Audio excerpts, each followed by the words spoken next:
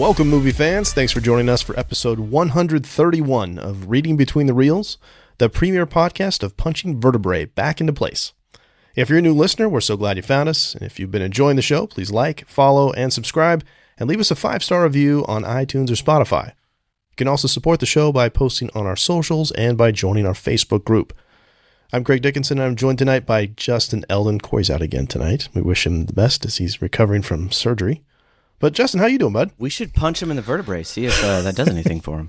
That might work. It worked for Bruce. It worked here. Yeah.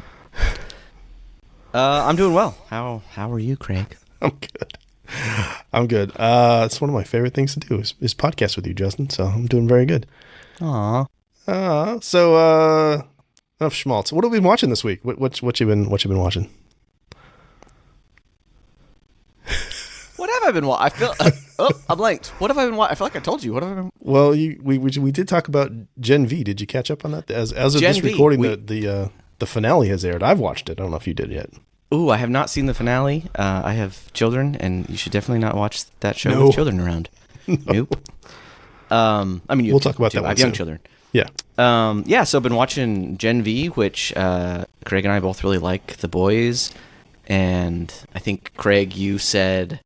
Like, I don't like Gen V nearly as much. Like, I probably wouldn't even watch Gen V if it wasn't connected to The Boys. I think you said it's, like, holding you over until the next season of The Boys. Very much so. Yeah, like, it's decent. You don't have, like, the characters aren't there. They're not as compelling as the characters in The Boys, but it's fun world building. And you get some laughs. I do feel like sometimes they try to be gross for the sake of being gross. Fair. But for the most part, it's got some fun stuff in that world. I feel like there's something else that I watched that I really wanted to talk about, but now I don't remember. Dang it! This is embarrassing. Anyway, what have you been watching, Craig? Yeah, I'll go. Maybe it'll spark your imagination or your memory. So, on your recommendation, I watched Nightcrawler, which I had never seen. Not an X-Men movie. No, the Jake Gyllenhaal one where he's like, going to accidents and stuff and taking video and selling it to the news. Really interesting, very engrossing. Don't need to see it again, but I enjoyed it. I can see why it was critically acclaimed the way it was. I did see that like he got nominated for Best Actor for like everything but the Oscar, and there was some controversy about that. Like literally all the other shows were like, yes, he's good. Really phenomenal. Like I think you said something along the lines of like how charismatic he is and like everything else in this, and when he's like quite the opposite. It's a very different role for him. Yeah, I like watch Jake Gyllenhaal in anything, and I'm like, yeah, Taylor Swift, I get you. I see it. Prince of Persia, sure, we're right there. I try to rewatch that, and I can't. Like, it's fine. It's not good. Yeah, Nightcrawler's fantastic. It's it's not like what is it? What would you call it? Like a thriller, like a suspense thriller character piece. I'm not sure. Yeah, it's kind of a lot of things. Thriller's fair. It's definitely not it's not calm, right? You don't feel good watching it. Yeah, it's very tense, and yeah, Jake Gyllenhaal just kills it in that role. He very much, he's like I wouldn't call that actor a chameleon very often, but I feel like in that role he is a chameleon. He does a good job. It's a perfect example where your protagonist is not a good guy. Yeah. Mm-hmm. Right, it's kind of it's not even an anti-hero, I would say. You're not even really rooting for him either. Nope. Yeah, not an anti-hero. Oh, I know what I've been watching. Yeah, see? I got it. Okay. So last week I watched Monsters on Netflix, the Ed Gein story, which prompted me to want to watch American Psycho, which in part is inspired by Ed Gein, with Bruce Wayne. What's it? Yeah, Christian Bale. Yeah. Why?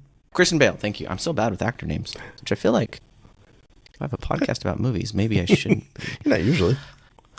I'm usually pretty bad. Anyway, American Psycho, I'd watched that movie before. This is my second time watching it, but I don't remember a darn thing about it because throughout the whole movie, I'm like, what is this? What is it? Why? It's so disturbing, and I don't understand who watches that movie and is like, yeah, this guy would make a good Bruce Wayne. Like, how does he make that leap? See, I totally saw that way, though, because I didn't see it until much later. I saw it, I think this last summer I might have watched it, or late last spring. And just because of the double life thing, I think was and how he was just like, putting on a facade. I think for me, it was like, yeah, I can see how that would pique Christopher Nolan's interest. Okay, I guess I could see, because he is kind of Bruce Wayne in that film when he's trying to be normal, like his normal douchebag character. So I guess he kind of seems a little Bruce Wayne, but I still just don't think I would have ever watched that and been like, oh, that's our guy, that's our Bruce. Yeah. So that movie's weird. I don't know how I feel about that movie. I don't know if I'd recommend it. It's a good movie, but I don't know if I want to ever watch it again. Yeah. And then the other thing I've been watching is, and I don't know how this movie like slipped under my radar. So The Accountant with Ben Affleck and The Accountant 2. Yes. I had like never heard of these movies for whatever reason. Yeah. And it's not like it's a low budget, tiny little thing. Like it's kind of it's got some big name actors in there. Loved the first one. The first one was like, wow, I have not seen a movie. It like explores neurodivergence in like a fun, action-packed way, and like how that neurodivergence might lead to, I guess, people like viewing society in different ways. So the first one I thought was really cool, and it kind of like, I don't know, like shone a light on different types of people. But then The Accountant 2 just felt like more like it could have been in the MCU, like a post Guardians of the Galaxy MCU. It tried to be really funny and like action packed, and the characters were no longer serious, tragic characters. They were just funny. The second one was fine, but I thought the first one was much better. Yeah. I have to assume the marketing budget for those movies, at least especially the first one, wasn't great because it's a movie that I feel like I would have wanted to see if it had been marketed effectively. Yeah. Because I watch it and I'm like, yeah, this is great. Why have I not seen this? It was absolutely my reaction to seeing that too. Mm-hmm. And Ben Affleck, I wouldn't call Ben Affleck a good actor, but I don't think he's a bad actor. He's really good in a lot of roles. Like I love him. Yeah. He's my favorite Batman. Yeah. I like him in a lot of movies, but he's not, what's the word? He's not good on the facial expressions or the dialogue delivery. The acting part he really struggles with. All the rest of that he's fine. The rest, yeah. He looks good. He'd make a good extra. Wow. But he does really well in this, in the role he's portraying. It fits his acting. Well, I also watched the Ben Affleck movie because I watched Gone Girl for the first time. Just kind of went down a rabbit hole on that. I watched that and Deep Water, which are both similar, although Gone Girl is far superior. They're both based on books. Gone Girl, though, is David Fincher directed, so it's already better quality. But yeah, that's got lots of twists, and like it looks, he's accused of murdering his wife, and I don't want to get into it too much because even though it's over a decade old, there's still twists in it that I didn't see coming. But was it the one-armed man? Did the one-armed man kill his wife? No, it was not. But it's a good flick. It usually is the one-armed man. Yeah, there's some not really good people in that one. Like both the husband and wife aren't really good people that you would root for in that one either, which is interesting. Is Ben Affleck the husband? He's the husband, and what's the name of it? I can't remember who plays the wife. Rosamund Pike is Rosamund the wife. Pike. Thank you. Yes. Yeah. I did not know that. I'm on IMDb. Thank you for pulling that up. Thank you for pulling that up. But as soon as you said it, I'm like, yes, she's in Wheel of Time. That lady. She's been in other stuff too. But yeah. So that's a good movie. I also watched a bad movie that was fun called The Meg, which Jason Statham, if it's Jason Statham is like your main guy, that movie, you kind of know what that movie's going to be. And what I liked, and I think I mentioned this to you too, is the movie knew what it was. And like, I will go down the road with a movie that knows what it is. Like Armageddon. I love Armageddon so much. And this isn't as good as Armageddon. I love Armageddon. You love Armageddon too much. I really do. But there were several moments where I was like, oh, they're doing this. Oh, okay. And they knew how silly they were being. And I just love that. So on a scale of 1 to Sharknado, where does it rank? Well, it's not a full on spoof like Sharknado. So if Sharknado should it be from a scale of Sharknado to 10? Where does it rank? Sharknado to Jaws. I was going to go like Jaws being serious. Yeah, I would say it's like a 5. If Jaws is a 1 and Sharknado is a 10, it's like a 5. Okay. It's worth watching, but I did get bored at certain points. But there's enough good action set pieces and just goofy lines, and the characters are fairly engrossing. And Jason Statham is just being Jason Statham, and that's fun. There's a fellow bald guy. It's fun to watch that. You're like, yeah. That's how my buddy felt when The Accountant came out. He's an accountant, which is probably the most boring job you can ever have. Sorry, accountants. And he's like, dude, want to go see The Accountant with me? I'm like, you can't make that job fun no matter what you do, man. Don't try. Come on. Yeah, it's not the accountant part of that movie that makes it cool. Yeah. I feel like we should probably just stuff. Quit as podcasters that talk about movies because we just put like Sharknado and Jaws on the same scale. Yeah, but it's a continuum. Still, it just feels gross. They're both movies. Like you got a perfect movie and a parody, and it just yeah. Anyway, let's talk about another movie that's a really good movie that I think we also disagree on a lot of those things, which is fine. Because we're still talking about The Dark Knight Rises. This is our part 2 of our deep dive into that. And as you know, last time Justin got cut off with all his opportunities to talk about the plot holes. So we'll get to those. I was promised plot hole discussion. And you will get plot hole discussion this time. We're back for that. He's a tease. But first, though, we want to talk about body language, facial expressions, costume, hair, and makeup and stuff. So, Justin, do you have things that we didn't talk about last time when we started talking about performance but didn't quite get to? I think we talked about this a little bit with Bane, but I just want to bring it up again. Okay, so Dark Knight Rises, we're coming in after Heath Ledger's Joker, right? So it's like you got big shoes to fill in terms of villains. You're not quite coming in Jared Leto replacing Joker, not a direct comparison, but still villain. And Bane, I think his presence is like everything. And I think we talked about last time how what is the actor's name? Tom Hardy. Tom Hardy's not a tall fellow, but he is still a very imposing presence in his stance. Like every time he's on screen, he's scary. Like the way he stands, the way he moves slowly when needed, and he moves insanely quickly when needed. Which I don't know how much of that is like the actor just really knowing his choreography, and like how much is editing to make it look faster. Like that scene when he goes into the stock exchange and he goes to the metal detector, takes off his helmet, and just like beats that guy in like 0.5 seconds. That's impressive. He's a scary dude. So in terms of like performance, like I think his performance is top notch, especially because the dude's wearing a mask. There's only so much you can do when they're like your mouth and nose is covered.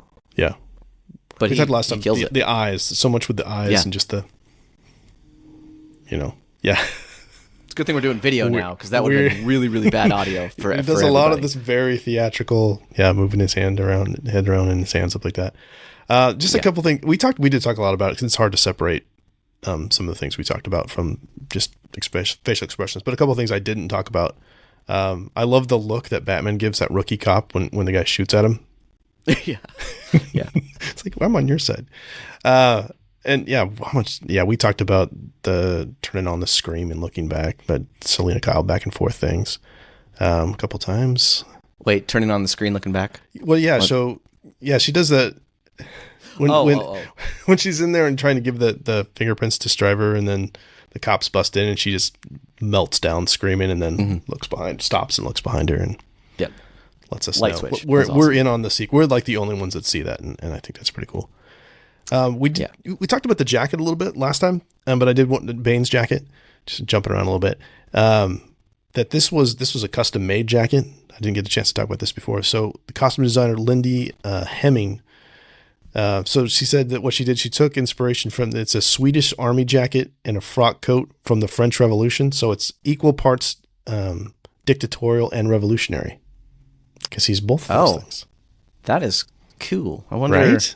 So subconsciously, we're how like, intentional that was, dude. It's 100% intentional. They had to make that. I guess that's. I mean, intentionally like revolutionary. Oh, no.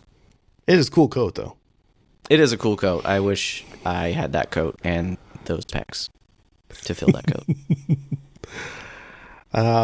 Something else that's very much on the nose, but I appreciate the fact that it exists anyway, is that Bruce at the charity ball is the only one not wearing a mask because Bruce Wayne is the mask, which is goes all the way through. I mean, that's what Katie Holmes' Rachel Dawes said in the first movie. Mm-hmm, so they're kind of following through with that. I like that. I read this guy this week that was kind of going off of that, and he was talking about how, he believes, I guess this is a common thing, it wasn't just his opinion, but that Bruce Wayne died in the alley with his parents. Right. Not literally, but that the persona of Bruce Wayne is dead. Yeah. And that is when he fully became Batman, and he just cosplays as a billionaire, but he's actually just Batman. No, I like that a lot. I do remember too, and I remember as a kid thinking I was so cool for thinking this.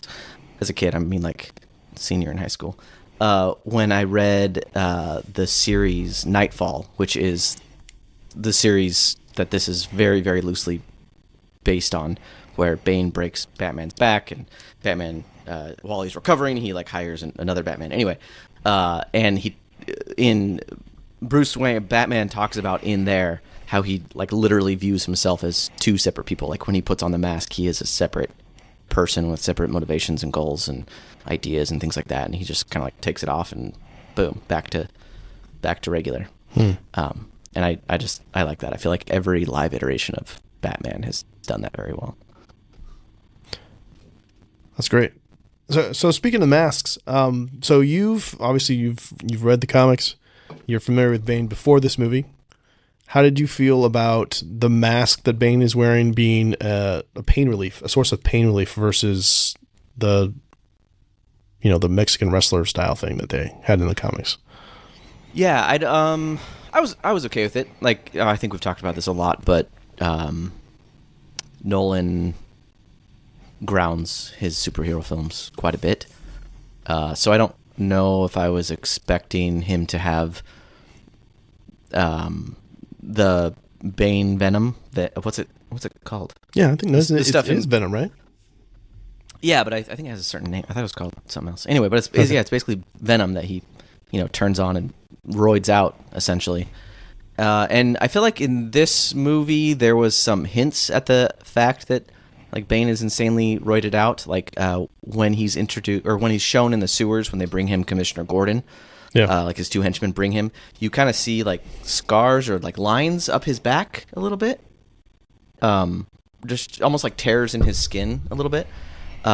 Which would suggest maybe there was some augmentation there. And then I don't know if this was intentional or maybe it was just Tom Hardy's physique, but he has a lot of skin, skin acne on his chest and torso back area. And I know steroid. I don't know this personally because I've done 20 push-ups my entire life. But from what I understand, steroids can do that, create a lot of body acne. And I don't know if that was intentional to be hey, this guy's juicing hardcore, or maybe Tom Hardy was just actually juicing for the role, and that's just what he looked like. I don't know. But either way, that's how I kind of took it. Of that, maybe Bane is not this purist as we're kind of led to believe. He's cheating in a way, but maybe, I don't know. Maybe in that world that's not considered cheating, but maybe his emotions and his muscles and everything are not quite his own, but augmented in some way more grounded than the Venom of the comics. Right. Cool. All right. You anything asked a else? question, I didn't answer it. No, you totally did. I just wanted to get your take on what you thought about that. Anything else you want to talk about with performance before we go on down to set design? No, I feel like we talked about that quite. Gary Oldman kills it. Yeah. Like he normally. I feel like Christopher Nolan is just so good at casting. Very rarely is there someone in his film that doesn't live up. Just the Katie Holmes / Maggie Gyllenhaal. Yeah. I mean, their acting is fine. Yeah. Katie Holmes is fine. Just Gyllenhaal is. Yeah. They're the weak links in those films, though. By He's far. no Jake. Back to that. Or she's no Jake. She is Gyllenhaal. no Jake. I know last time we talked about Ben Mendelsohn as Daggett. He's great. Love him in everything. Rogue One, he's fantastic. In this, he's fantastic. And then Bern Gorman as Stryver. I don't know, like mousy looking. How would you describe that guy's face? Punchable. But other than that, I don't Punchable. know. Yeah. Very, very punchable. Yeah, he does a great job. They just, I feel like they all just do really stellar performances. Like, very, very well cast. Okay. Yeah. I did think it was odd, too. So Brett Cullen, who plays the congressman that Catwoman, manipulates, doesn't he play Thomas Wayne in The Batman? Yes. Yeah. Also a very punchable face. Yeah. And see, I always think of him as from Lost. I think that was the first thing I saw him on. And then he's punchable in Lost. Person of Interest, he's in that too. Briefly, though. Those are both J.J. Abrams things, so makes sense that. Maybe he just... Yeah. Yeah. So setting design, this, like we've talked about this before with the Nolan films and how a lot of them are filmed in real world locations. Unlike the Burton films, it's all on a set. I mean, we're everywhere from India to London to Los Angeles. We're in Glasgow some of the time, New York City, and then a lot of it in Pittsburgh, including Heinz Field, where the football game takes place. So lots of real world locations, which only adds to, the verisimilitude. It again feels grounded in those ways. Some of the things for set decoration, a couple things I wanted to talk about with the set decoration. One that I loved at one point after the how do I put this? So after they've dropped they've been isolated from the rest of the world. The bomb, they've blown up the bridges and whatnot. There's a great shot of like an American flag in tatters. And I was like, hey, that's just like democracy in Gotham. Look, it's just hanging by a thread. Do you feel a little weird? This movie did it in kind of two regards.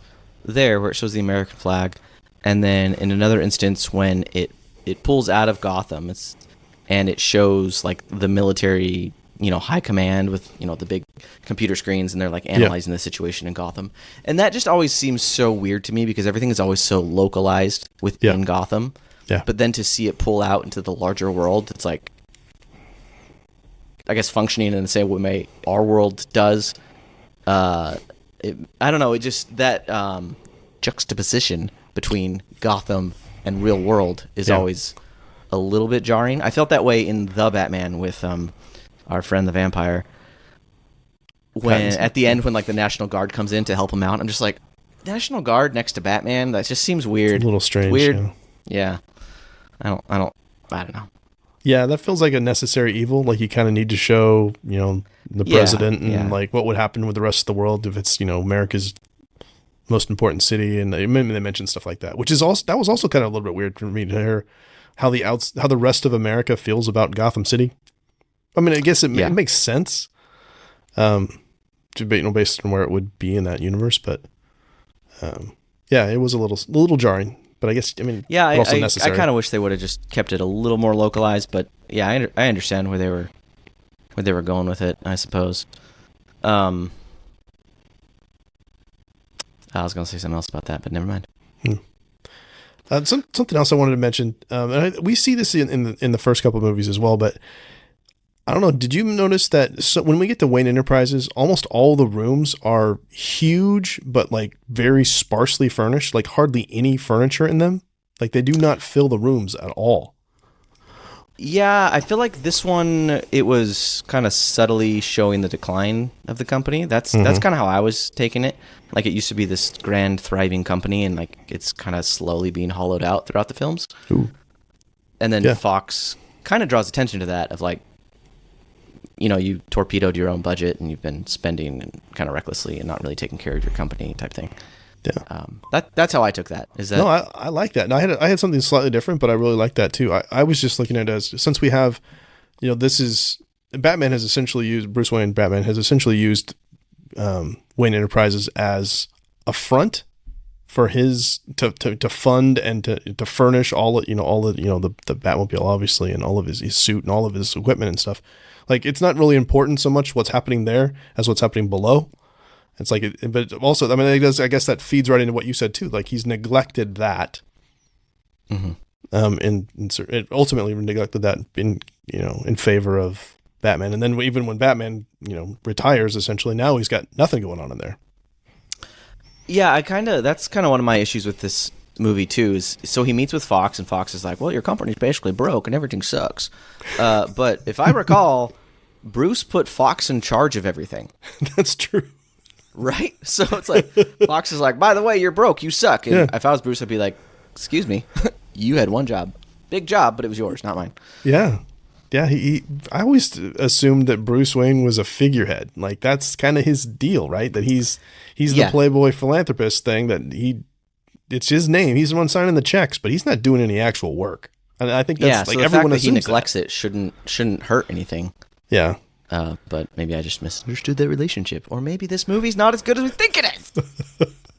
I mean, it does. We have to get to the point where, he's broken everywhere, right? That's the whole thing. We talked about this a little bit last time. Like, even with Alfred leaving him, like, his company's gone, his body's gone, his friends are gone. But even for the movie to get to the point where it's like, Bruce is really, really broke. Okay, so there's a very, very public break-in at the stock exchange. Very public. Always bugged me. Yep. Police, cameras, everything. Steals all the money. And then they're like, you're broke. Sorry. Nope, nothing we can do about that. I know it was clearly fraud. Like, why go through all the work of, like, stealing his fingerprints? Yeah. Just to, like, very publicly not use them. Like, nobody is believing that Bruce Wayne is there to initiate those trades. No, that when I first saw the film, that was the one thing that stood out. I don't have a problem with all the other things that people have a problem with, like him showing back up in Gotham after getting out of the pit and all the things. Didn't bother me. But that, I was like, are you kidding me? No, of course. That's not going to hold up. I mean, they did this on Bones. Yeah. I don't know did you watch Bones? The TV show? No. All right. Well, they did this with Bones. There's a character called Hodgins. A similar thing happened where he was clearly ripped off, and it was obvious that this happened, and he never got his money back. But it's like, it was clearly fraud. No, that's a bridge too far. Well, and they have some lame throwaway line, somehow Palpatine returns line in there of like, oh yeah, well, it's going to take some time for the Warriors to sort all that out. It's like, they do. Shut up. That's hanging in the just lantern, immediately shut off his power. You think this guy is paying monthly power bills to the energy the electric company? He's got to be off the grid. Come on. Yeah, off the grid or paid for the next decade. Well, by the time they, well, also he's Batman. You don't think he has offshore accounts everywhere? Yeah, seriously. There's a lot of Batman has a plan for everything. Yeah. Yeah, no, that does bug me. I will admit that's one of the things I'm just like, no. I mean, I get why it's trying to serve the purpose of he's broken. I get it, but come on. Yeah, there's just a lot of so the movie can happen.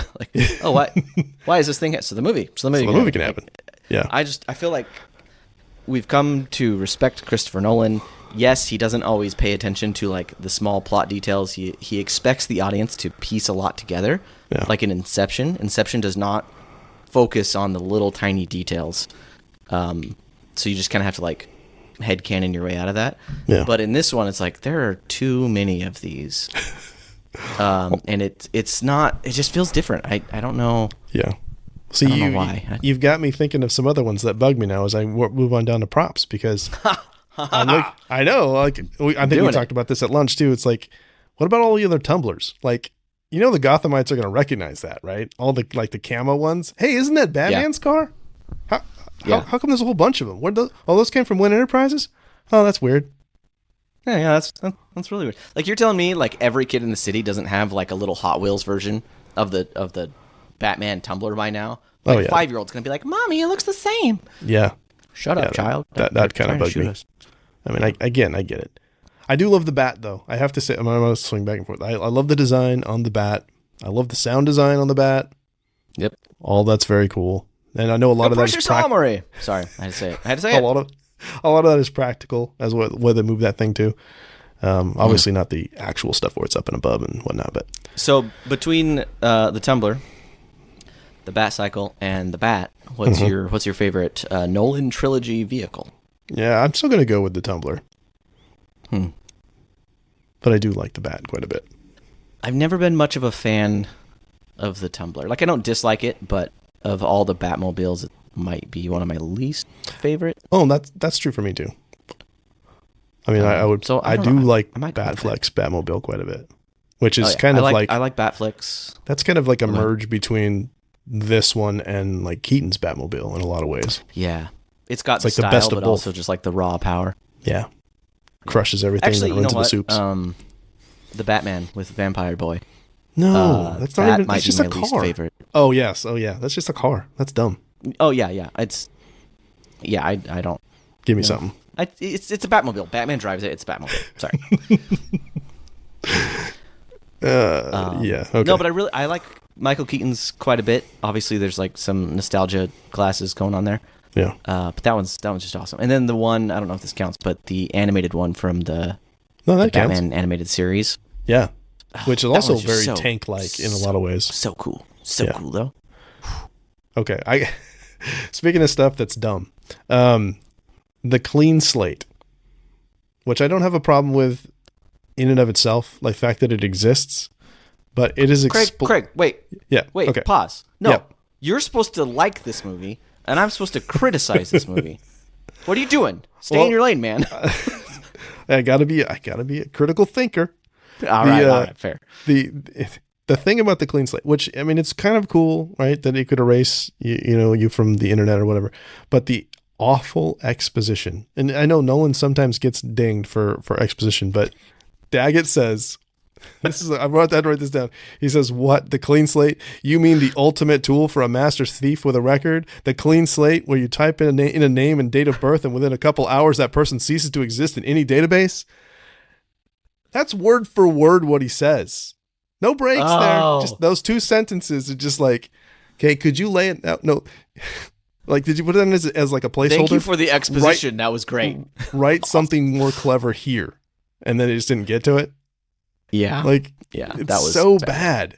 Like, if you just call it the clean, we're smart. We can figure it out. I don't get that. I feel just like wipe yourself from existence. No. He's being slightly sarcastic. redeems it when he says, very so slightly redeems it when he says, "Sound too good to be true." Like, he says it like, yeah, he's kind of mocking her when he says that. Yes, yeah, but it's still just like, it's too long. Really bad. That's bad. I have to chuckle every time I see that. I'm like, oh no. Although I feel like as the older this movie gets, or I guess the more I watch this into the future, 2012, 2020, 2025, 2030, whatever. Whenever I watch this, like that, the idea of that is just like more and more appealing as our lives like transfer more online. Yeah. I'm like, ooh, that sounds nice. I'd like to erase a lot of things. That'd be great. Anything else setting the design you want to talk about before we move down to characters? And I feel like the other movies, Nolan tried to hide the fact that Gotham was like a mix of New York City and Chicago. Like, he kind of like blurred the lines, but in this one he's like, nah, like, forget it. It's just New York City, or it's just Chicago. Like, it's just very clear. He shows a lot of like zoomed out, like aerial shots and whatever. Yeah. Although a lot of it, the interior, the close down stuff though is Pittsburgh. So, but I know what you mean. Like, when you just look, there was a much more mix in say Batman Begins than there was here. Yeah, but I mean, I understand why this one had a lot more to do with the fact that the city was isolated, so you had to show quite a bit. Okay, it's an island. You have to. Yeah. Is it a full island, or is it just? I think it's a full island, right? I think that was the whole idea. Yeah, that it's an island. That's so when they blow those bridges, there's no one out or anything. Mm-hmm. Oh, can we talk about the blown bridges? Yes. Okay, I am not an architect or an engineer, but I play one on TV. Just kidding.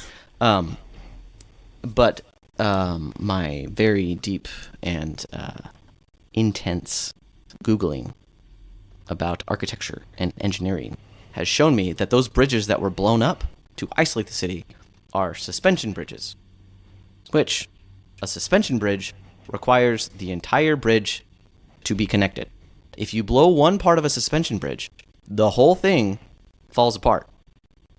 Like, it just, I'm sure there's an engineered term for this or something, but you can't have a suspension bridge with one part blown up. You just can't.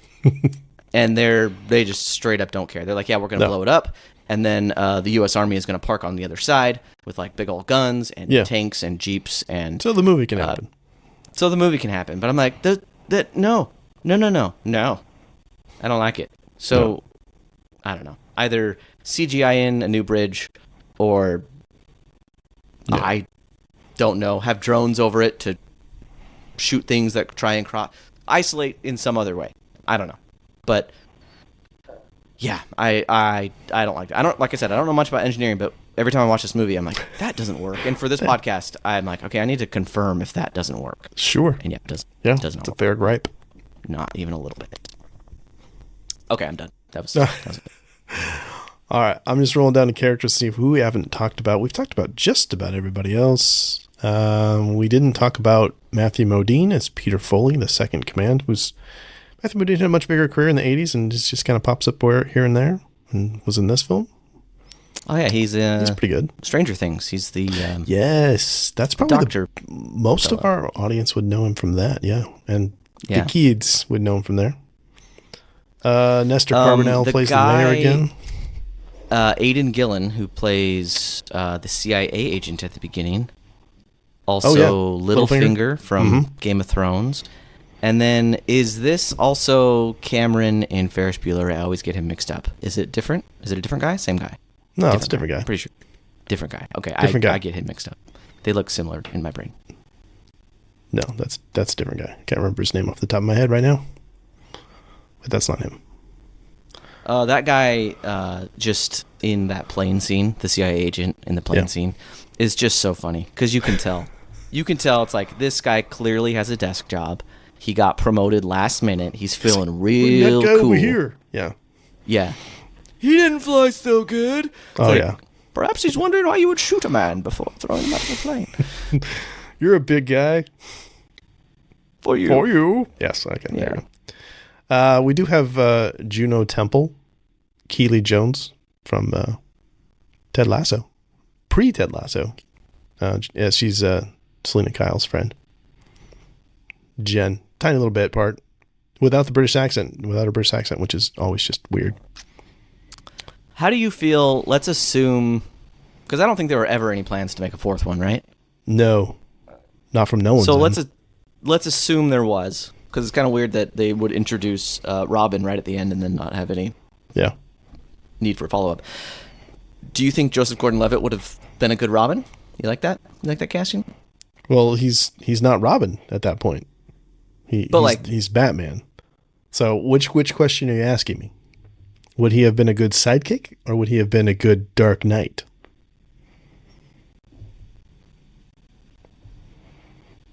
Wait. Because he's the Dark Knight at the end of this film. No. Yes. No, he takes the... He takes the mantle. Wait. Yes. Nah, my brain hurts. That doesn't... No. Yes. No, Craig. 100%. That's why the bat symbol has been restored. That's why he was he wasn't training a partner. He was training a replacement, just as to borrow from Tommy Lee Jones in Men in Black. No, he's the Dark Knight who rises at the end. That's the name of the movie. That's the name of the movie. Yeah. No, and they had talked about this. Like, if they were going to put, Henry Cavill's Superman in the same universe as this, like, he would be at this point, it would be with Joseph Gordon-Levitt, which we don't want that. Nobody wants that. No, I don't. He's Batman. Oh, he's Batman. Now. He's Robin who became Batman. He was Robin. Now he's Batman. He wasn't Robin though. Where's his tights? He doesn't have to have the tights. That's the thing. It's grounded. It's super grounded. He'd been Robin the whole time. He was Robin the whole time. Yeah. But he didn't have the training, right? He wasn't in the League of Shadows. Like, he didn't do the whole thing and disappear for 7 years. So he's not ready. Oh, I don't know how I feel about. Are you sure? Is this like a commonly accepted theory? 100%. He is the new Batman. I thought he was going to take up the mantle. I mean, this is all hypothetical, right? But I thought he was going to take up the mantle as Robin, though. No. He's Batman. He's new Batman. He would not fill out that suit. I know. Guy's got to bulk up. He could talk to Bane about some steroids, I think. Well, he doesn't have an Alfred either. He's going to need some help. I mean, I think, he's got Gordon in his corner. but Gordon is Gordon, not Yeah, I know. Alfred.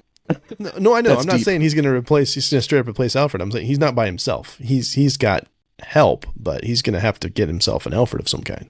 Oh, I don't like This that. is the first time you're getting to this?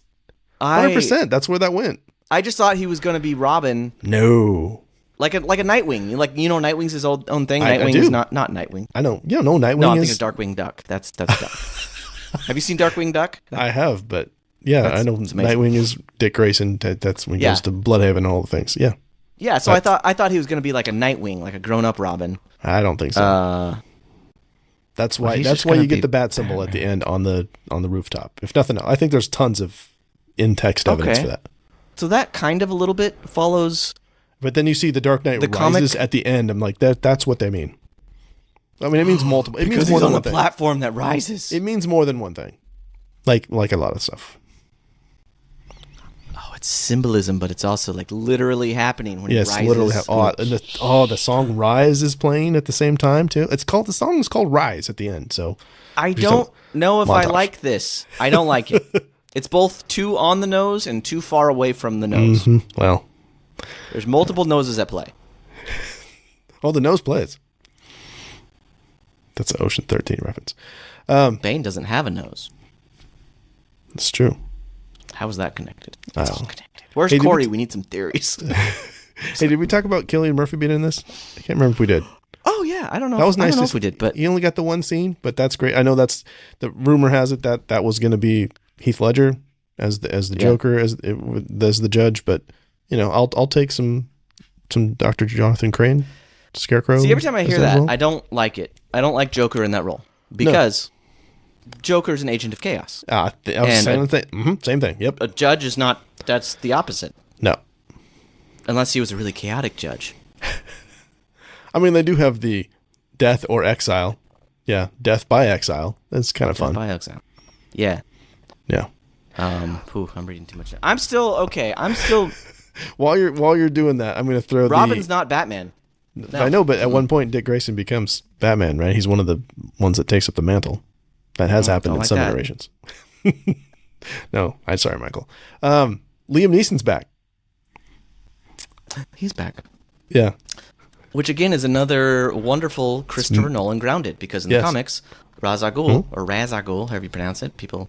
Yeah, isn't Raz the correct way? I don't know. Ra's al Ghul, I heard that's the actual pronunciation. I always said Ra's al Ghul because that's what I grew Nolan up on says. the animated, and I think that's what they call him in the animated one. I got it. It's been a while since I've seen that. I need to check that out. But there's many paths to immortality, right? It's just a flashback that. So this is another interesting. This is similar to like what we talked about with Dom and Maul being the one who's like anything that he gets from Maul is actually Dom, right? So when he says he basically reveals that Bane is his kid, even though it's not. That's just Bruce figuring that out incorrectly. But he takes it as detective, my eye, dummy. Where did I put I put this somewhere. Oh yeah, this is what I had as a note for that one. How does this movie get a Liam Neeson Force Ghost before Star Wars does? Ooh, deep cut. Because he should have been. Dang it, he should have been in Revenge of the Sith. Like there was in early iterations of that. That Star Wars trilogy does Qui-Gon dirty. He's so good. He should have been. We needed to Yoda's explore talking that to him when he's got his character eyes closed. We talked about that. But it was nice to see Liam Neeson back. And it's always give me some more Liam Neeson. And it's cool to see the immortality of that character in a grounded universe. Yes. Of Nolan's. Yeah. That was cool. While we're talking about reveals and Batman being the worst detective ever and finding out that Bane is not Raz's son.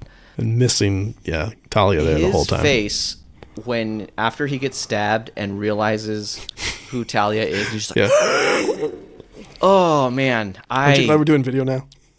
Yeah, I hate Christian Bale's mouth, but it's usually pretty forgivable. But in this, when he's Batman and you can only see his mouth, and it's like extra puckered because the mask pushes it down, and he's just like, oh man, I don't like this Batman. the character. I don't like Christian Bale's Batman. I don't like it. Wow. The more I watch it, the less I like it. We started strong with Batman Begins, and it's just kept going downhill for you. Yeah, because you like that one the best. Yeah. Yeah, but this one, have we talked about costume yet? We didn't totally talk about it. It is the same costume, essentially, from Dark Knight. It is the same costume, but the shadows do not betray that costume. Like, the costume needs to be in the darkness. But in this one, they're like, nah, let's put it in, like, full gosh dang daylight for no reason. That whole we talked about this last time, but, like, the whole street fight, that could have been at night. Could have been at night. No one needs to see the bat suit in broad daylight. It does not look cool. And maybe that was, like, we just want to try it on because we haven't seen it. I don't know. Maybe, but I feel like if Batman's in the daytime, he needs to be wearing his blue suit. Please. Which I heard there was a tiny bit of news about that today from Andy Muschietti, who's apparently still on track to do The Brave and the Bold for James Gunn's DCU. It was one line in an interview because he's doing Welcome to Derry because he did it in It Chapter 2.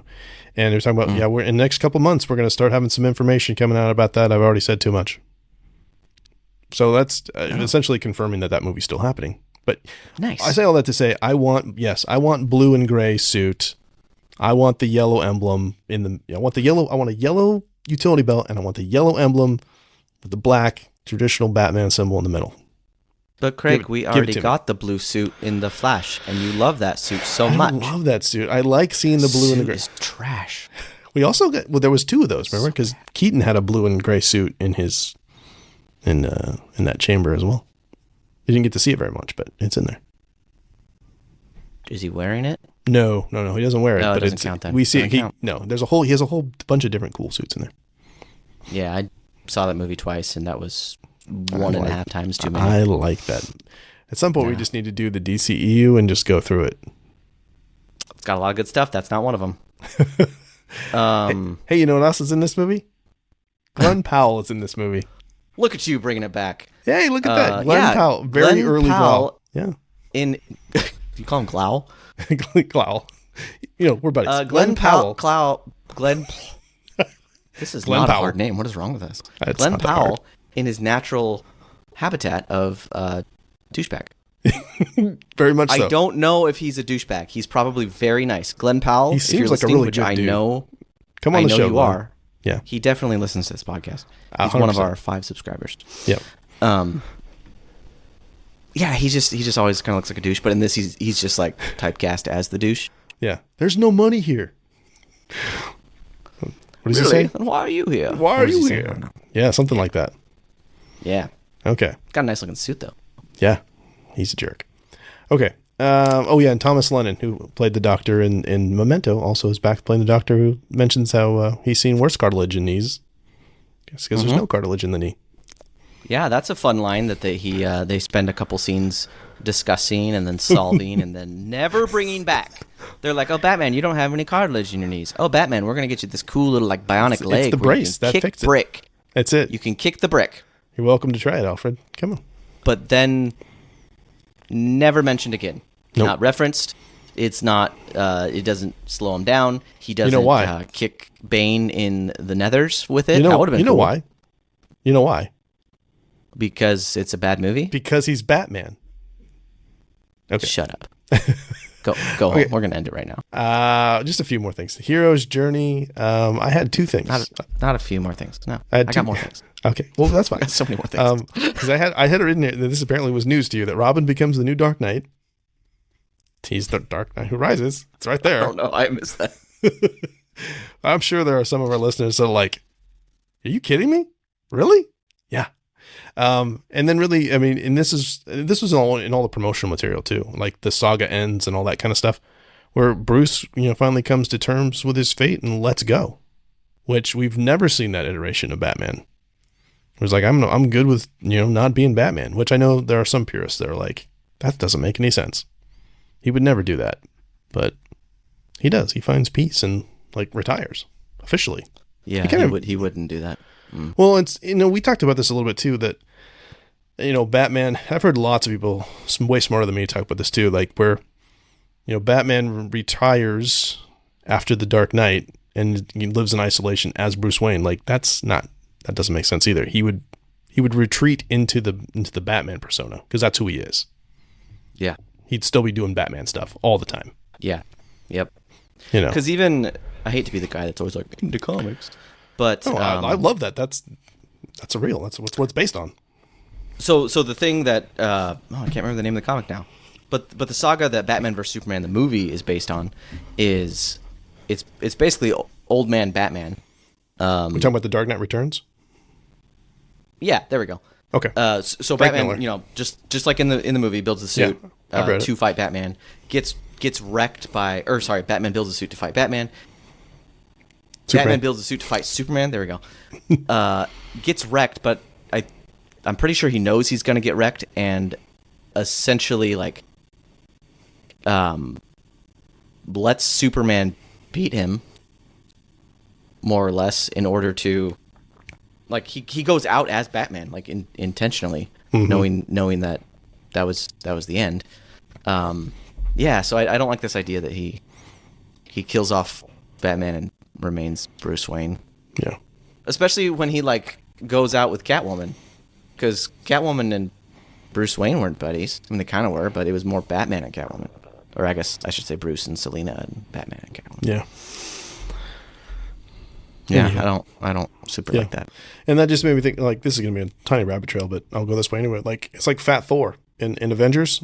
It would have made more sense character-wise for him to, go super militaristic after losing, after not going for the head, right? To, not ever going to be, I'm never going to screw that up again. To see him just go crazy fascist would have made sense, too. More, and then instead they play it for laughs. To go super serious and I'm going to have, make New Asgard a stronghold and just be a total a-hole all the time. That would have been a cool I would have loved alternate reality version of that. But they went for laughs because it's the MCU. I like Fat Thor. Which, Thor. I mean, I'm sorry, I liked Fat Thor too, but anyway. I really like the line. I like Fat Thor mainly because when he gets the hammer and he's like, I'm still worthy. That's so heartwarming. There's a lot of I like in that movie. Big time rabbit trail. Okay, so we talked world building. We talked about this a little bit. Sets up this potential future that never happens, which is always kind of interesting.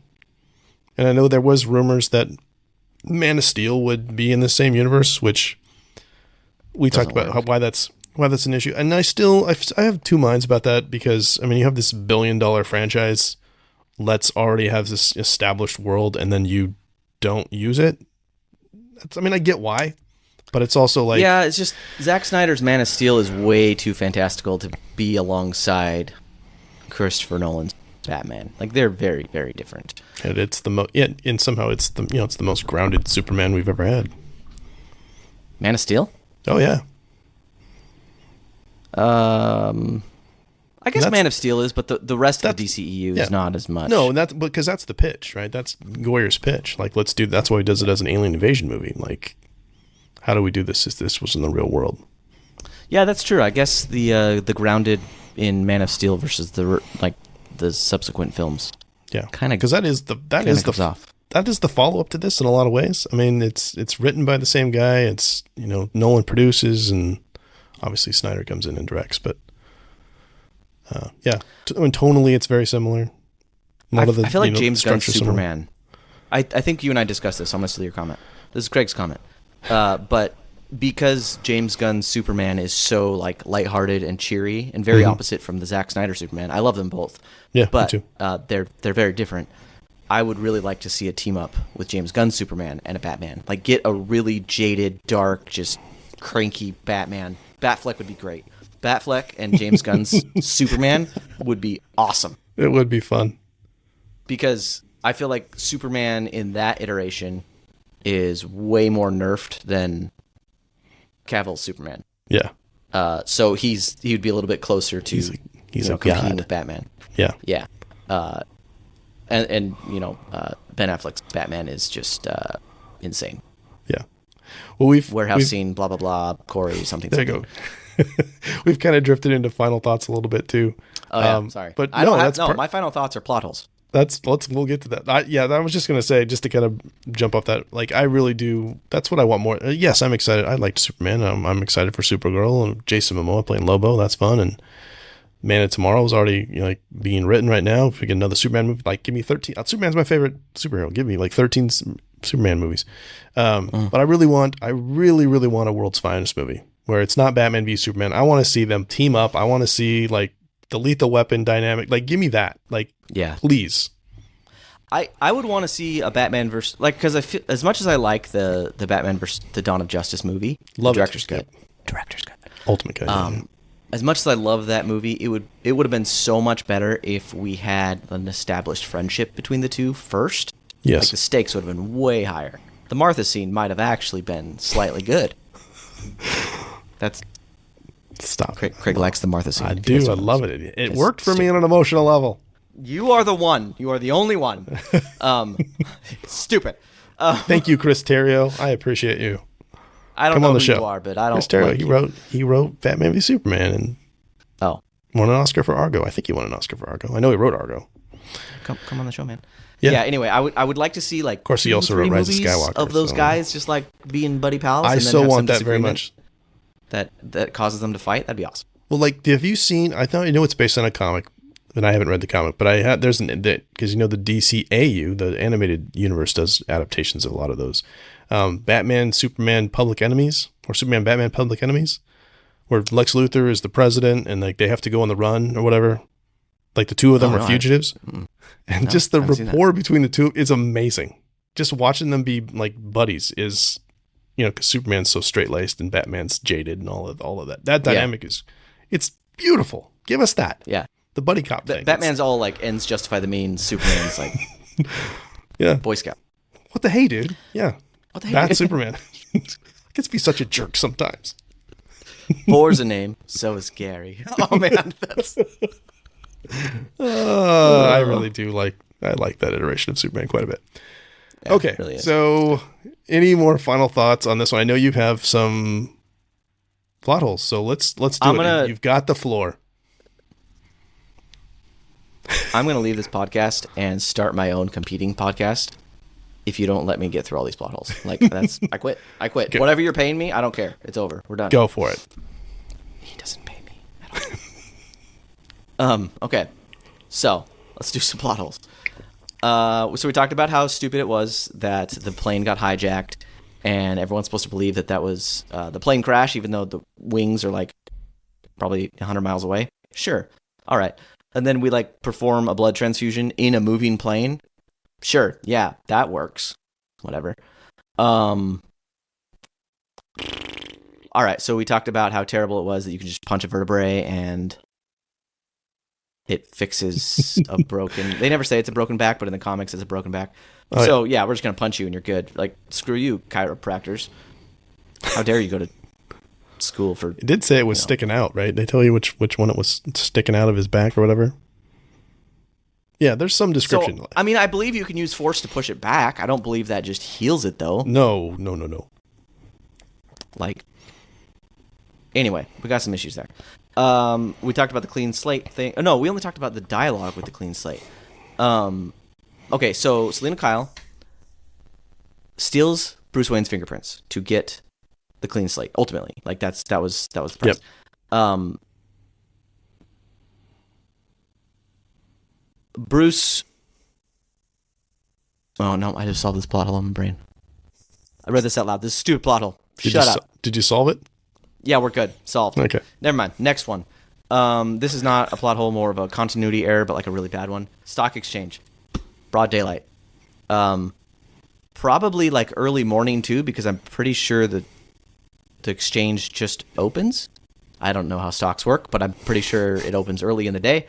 And then they drive out on the motorcycles. Still daytime. Like they drive out of the stock exchange. Still daytime. Next I think that was early evening. That's how I always looked at that. Next scene it's just like dark.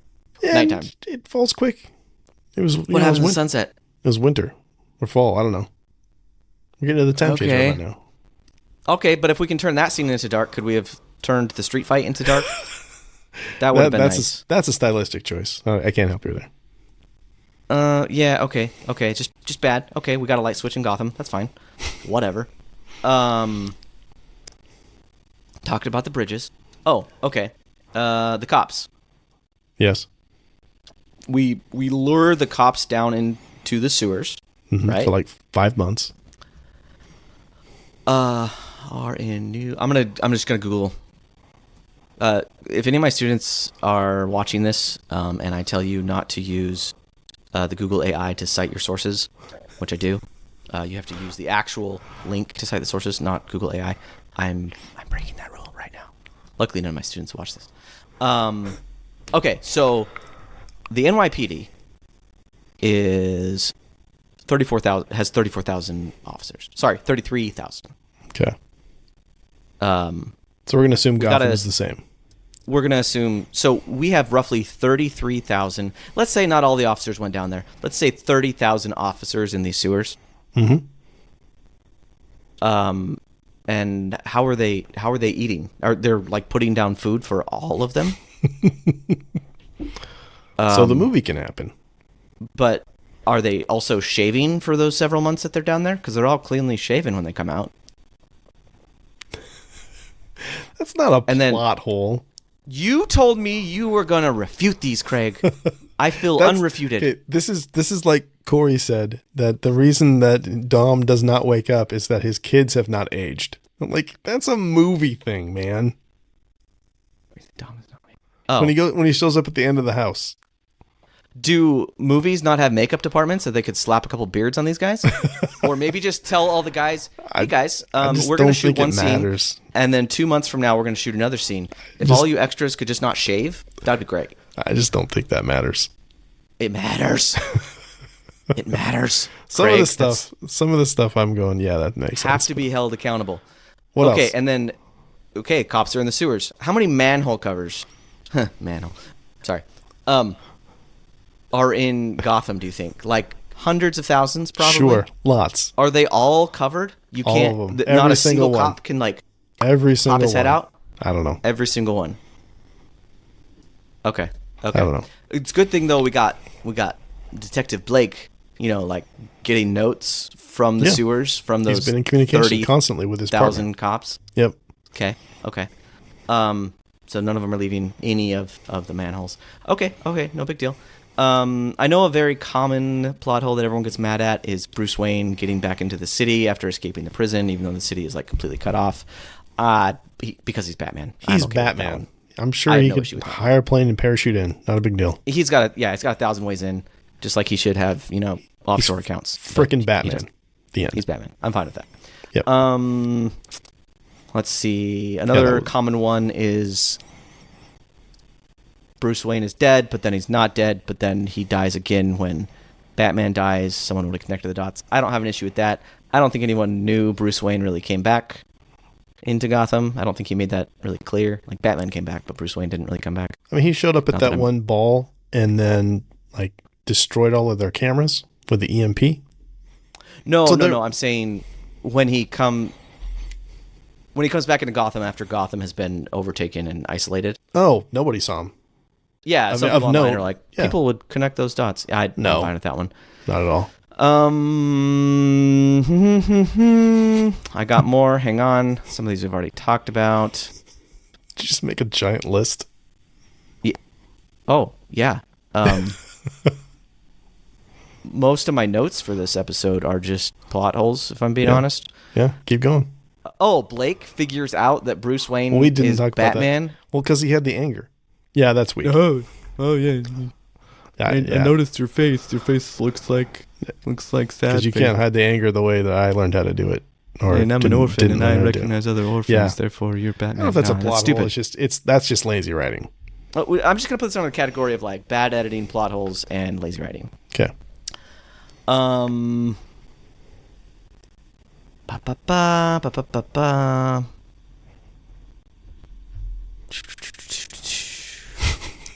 Sorry, we've already gone over so many. Should I put some bumper music in while we're doing this? Yeah, we should. I'm going to give you two more. Oh, now I feel like I gotta narrow these down. I know.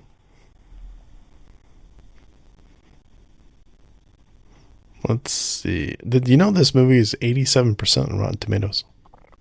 Yeah. Not that that means anything to me. It's a little high. Doesn't mean anything to me.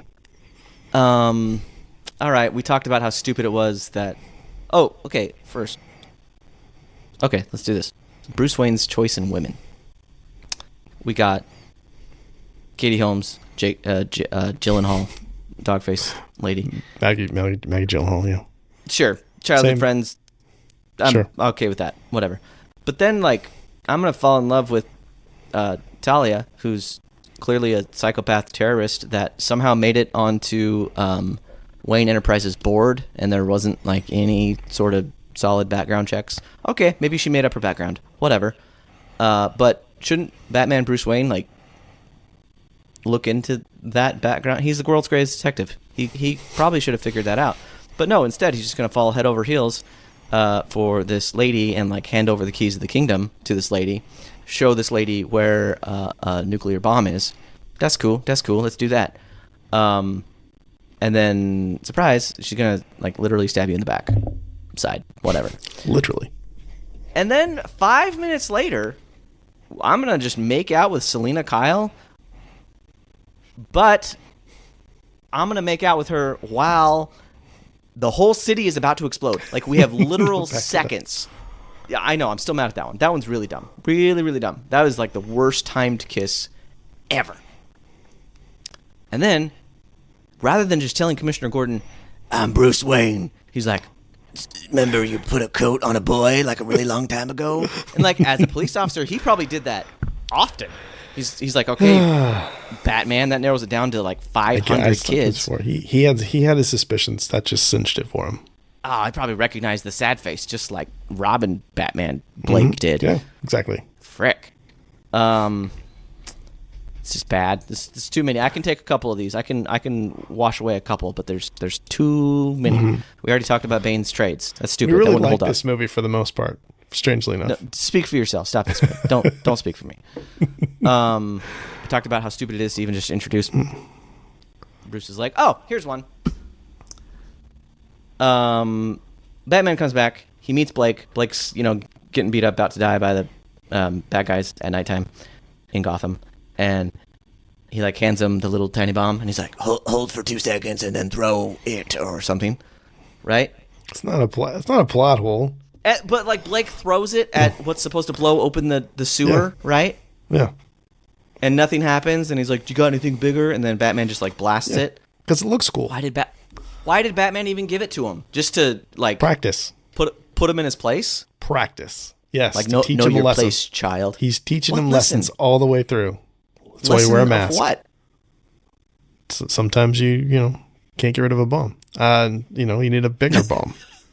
I'm still mad at this movie. Never referenced that even a little bit. Yeah, and you think Nolan has seen Batman 66? No. I don't care. Someone on set should have been like, no. Hey, Chris, you know what we should do? This is a good opportunity.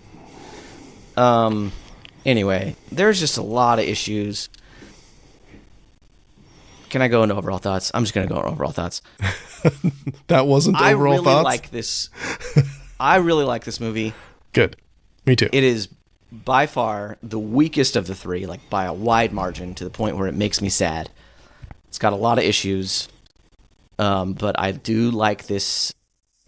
Well, I don't like the take on Batman specifically. Like the whole, I guess, world that Nolan has built is cool. But this movie is meh. The end. All right, Craig, final thoughts. Yeah, I mean, I still like this movie quite a bit. Yes, I recognize that it has flaws, but to me, there's way more good that outweighs the bad. So I enjoy it. It doesn't bug me. Like, I kind of laugh at it. I know it's not perfect. A lot of those stuff, yep, fair. And some of it, I'm just like, that's a movie. I don't care. So, yeah. Again, it's like the Martha thing. It works for me. I can see your face. You're like, that's not good enough. Yeah, it's not good enough. It doesn't bother me. I would just like the audience to know that in speaking to Corey's not here today, but obviously Corey agrees with me on this. So I think we need to start taking a tally of where we are in all these movies. That's when Corey agrees with me. Wait, maybe I did something wrong. Maybe I don't know. Maybe I have the wrong opinion. Corey should not agree with me. I think sometimes we agree and sometimes we don't, and that's the fun. I need to rethink my life choices. Okay. Okay, let's get out of here. As we close, we just want to say thank you so much for listening to all of our ranting. If you'd like to connect with us and chime in, you can find us on X, Instagram, Facebook, email us at readingbetweenreels@gmail.com, or you can use the SpeakPipe app on our website. And if you enjoyed the show, please like, follow, subscribe, and leave us a 5-star review on iTunes or Spotify. And one last thing, our next episode is going to be the start of our review of Interstellar. I know, right? I love that movie so much. Me too. Send us an email or voicemail about your favorite moments from Interstellar, and we'll share it on the next episode.